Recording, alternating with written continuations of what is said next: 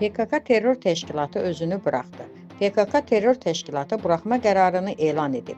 Təşkilatın konqresindən sonra yayımlanan yekun bəyanatda silahlı fəaliyyətə son verildiyi bildirilib.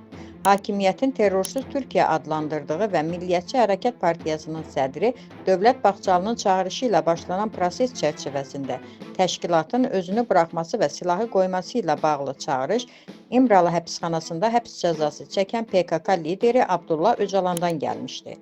Bu çağırışdan sonra PKK konqres keçirdiyini bəyan etmişdir. İki ayrı yerdə təşkil edildiyi qeyd olunan konqresin dəqiq məkanı və Abdullah Öcalanın mesajının necə çatdırıldığı barədə rəsmi açıqlama verilməyib. İlk açıqlamada Öcalanın çağırışı əsasında tarixi əhəmiyyətə malik qərarın qəbul edildiyi vurğulanmışdır. Konqres nəticəsində qəbul edilən qərarlar əsasında təşkilat bugün silahı qoyduğunu bəyan etmişdir.